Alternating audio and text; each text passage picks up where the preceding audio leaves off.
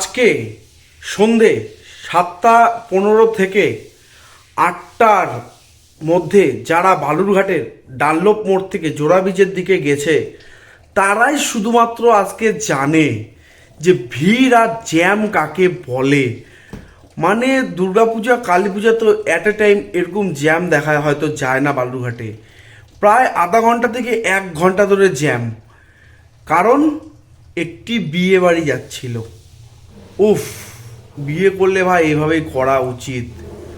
যাকে বলে বিয়ে করব আমি, গোটা দেখবে শহরবাসী, মানে এরকম একটা সিন ক্রিয়েট হয়ে গেছিলো। মানে বিয়ে বাড়ির যে যাত্রা যেটা ছিল, যাত্রা জোড়া ব্রিজের এপার থেকে ওপার হতে 20 মিনিট সময় লাগছে।